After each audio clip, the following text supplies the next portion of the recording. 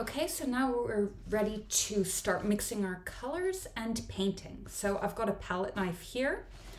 I've got cadmium red, white, yellow ochre, and burnt sienna. And in class, I'll have a little bit of black too. It's not necessary. We can make a very dark color with the burnt sienna and the ultramarine blue. And we're going to be using flat brushes as well as a fine detail brush in class. Now I'm just cleaning up my hands. Acrylic's super messy.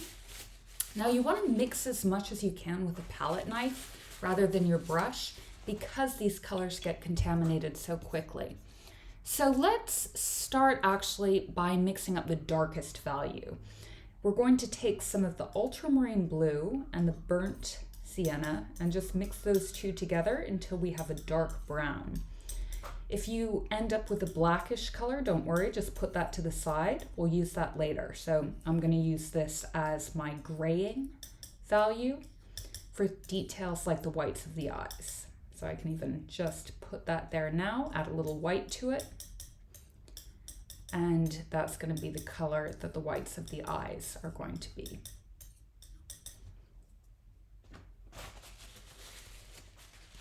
To make the dark brown color, I'm going to add in just that burnt sienna, mix, mix, mix.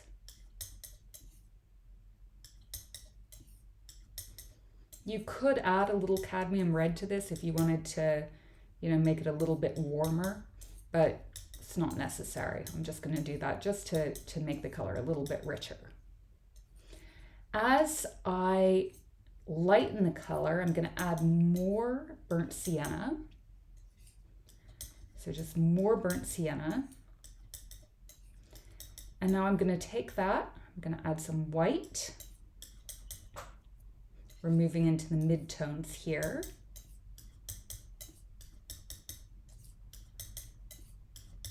This could use a little bit more burnt sienna, a little bit more of the blue.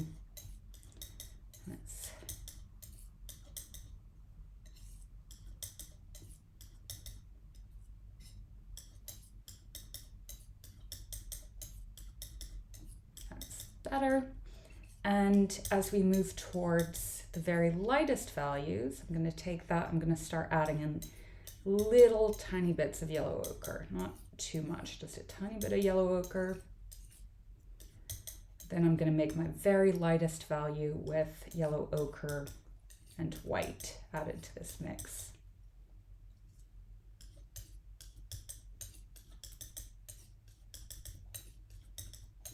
And I'll probably have to mix more of this.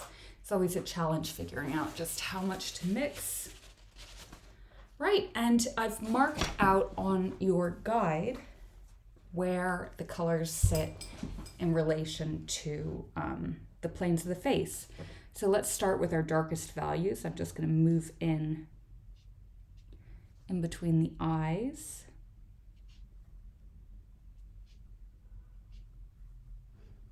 Again, remember, you don't need to be too precise here because we can always layer. So nothing needs to be permanent with these acrylics.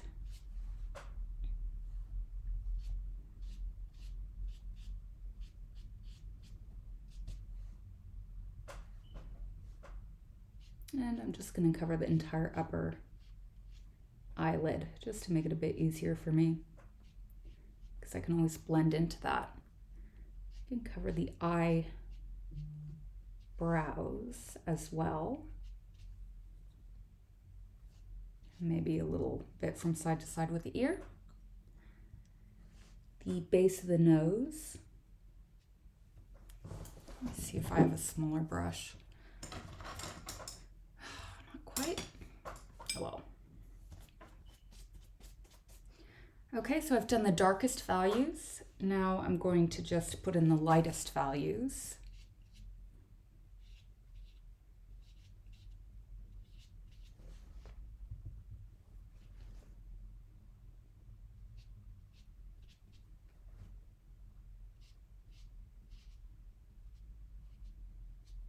You can use your Asaro head to help locate these values if you're finding it difficult working from the reference. This face is pretty much evenly lit. So there's not, I mean, there's a little bit more light coming from, I'd say, the left side, but it's pretty much just lit as evenly as the photographer could get it.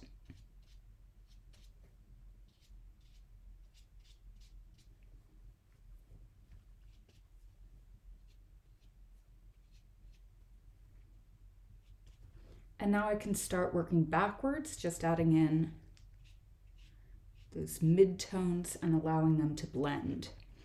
In class, you'll have the sponge to help with this if you'd like, but I'm just going to use my brush here.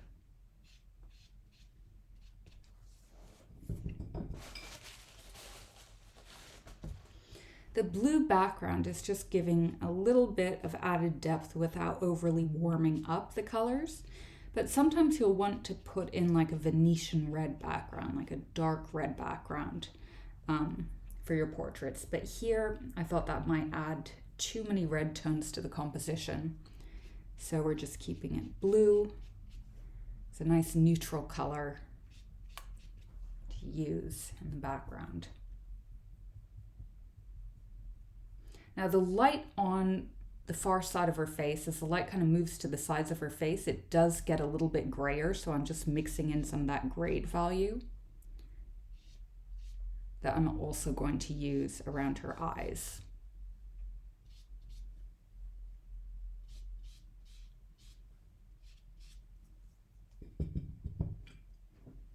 So the benefit of using a bigger brush, even though it's a little bit unwieldy, so, you know, I would have liked to have a little bit of a smaller brush right now.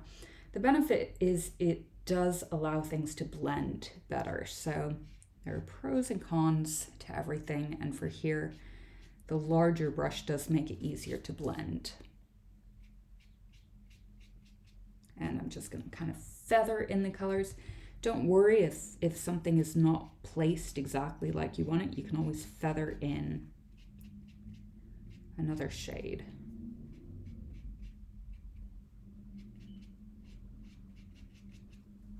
There's going to be a little bit more of a shadow kind of around the bridge of the nose.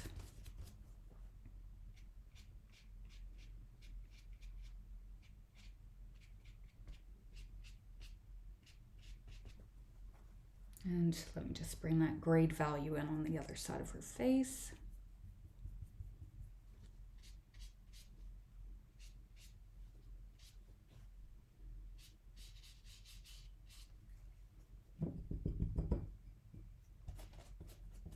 Moving in with those mid-tones, and I'm just kind of mixing these colors together as I go along, alongside one another where needed.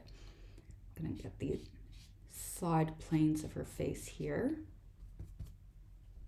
as well as the side of the bridge of the nose.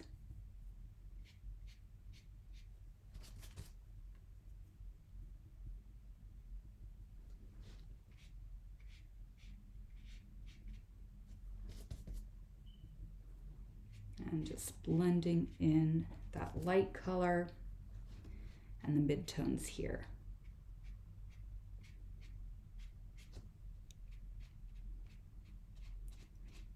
It helps if you can move your brush in the direction of the volume of the face. So that takes a little bit of practice, but basically just like contoured sketching, where we're just moving the brush in the direction of the volume.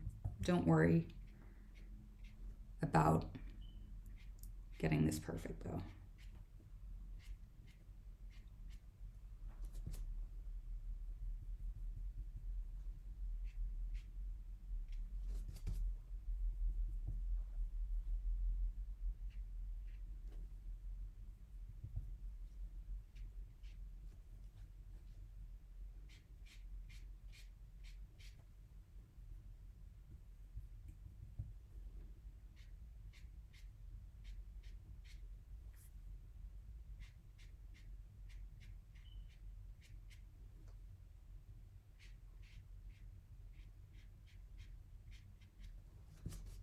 I'm starting to lose the shape of the nose, just because my brush is a bit too big, but I can always come back in and redefine it. I'm not overly concerned.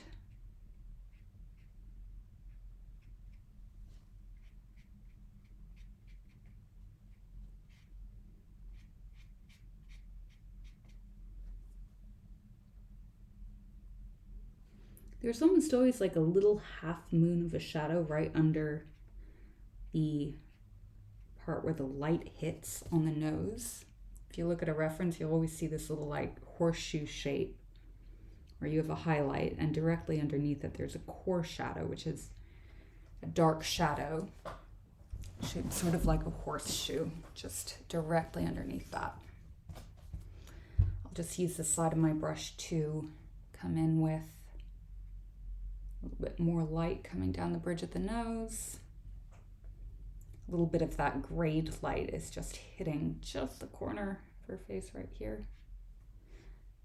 And while I'm at it, it's also going to be around the tear duct. Now this isn't necessary, but I will mix a little bit of that grade value into the shadow underneath this side of her nose. I can tell there's just a little bit more blue there than the warmer colors in the rest of the face. The shadow gets a little bit cooler, so I'm just adding in a little bit of that grade value. And it's warmer on this side of her face.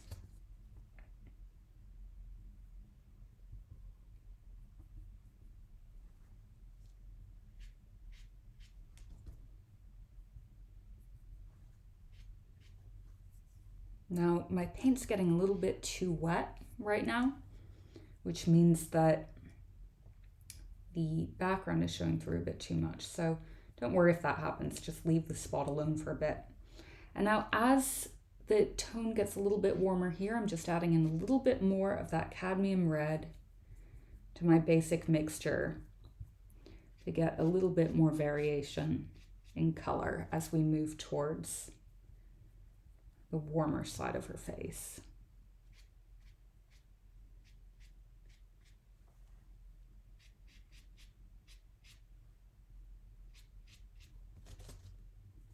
Back to that grade value as we start to see a cool shadow just hitting this side of her chin,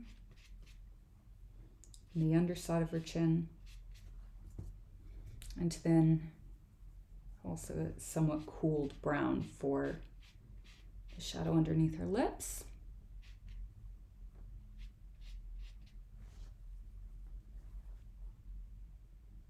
This both gets lighter and cooler as we move towards the side of the face, where there's also going to be some gray just reflected off.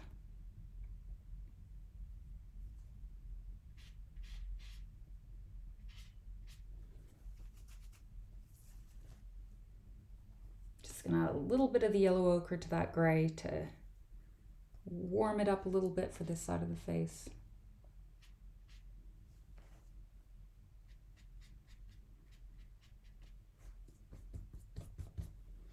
All right, moving into the lips, I'm going to use I've just realized I've forgotten this whole under eye area. So this, I'm also going to add just a little bit of blue to my mixture as I come in underneath the eyes. Just going to reinforce the highlight areas.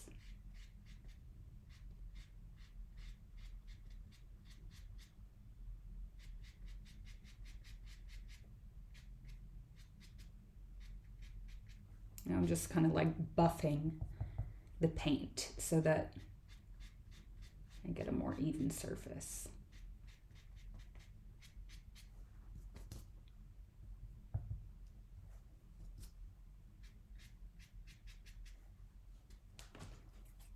While I'm here, I'm also going to come in with some gray for the eyes. And make sure that I get the upper eyelid painted so I can just come back to it and put in the lighter values.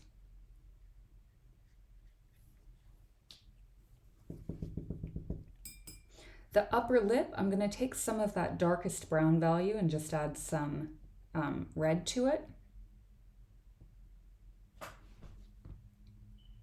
And I'm just going to paint that.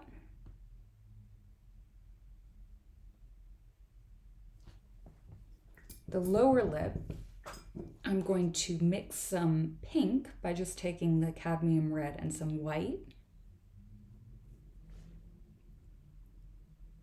The blue should dull down this color so it's not just like straight out of the container and should feel a little bit natural. But as we move towards the sides of the lips, I'm going to add back in that brownish color. You don't want bright red lips. There will be just a little bit of brightness, a little bit of brighter, more saturated color close to the highlight, which in this case is just the center of the lips. And I can also add in that really dark kind of black color I made in the beginning, just through the center of the lips. While I'm here, I can start to refine the detail on the nose. I'm going to take some of that yellow ochre, just mix it with white so that I can get a really saturated highlight. Come in and I'm just amping up that highlight on the nose, coming across here and maybe a little bit on the chin. And then coming in with those midtones just to emphasize the nostrils, so just a little bit here. And it's slightly lighter as we move towards the side.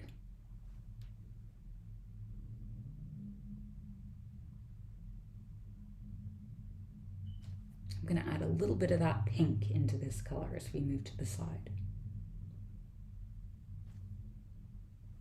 Just white and pink and that lightest value mixed together.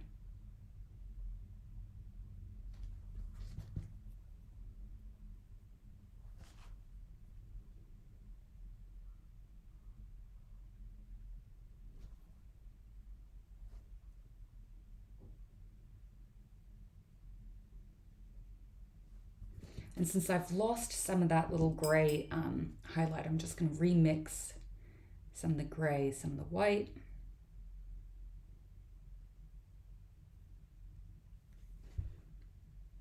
Yeah, a little bit of reflected light there. And moving in with the nostrils. The nostrils are not going to occupy quite as much space as you probably think they do. They're really quite tiny. Okay, I've got to get that door. Just a second.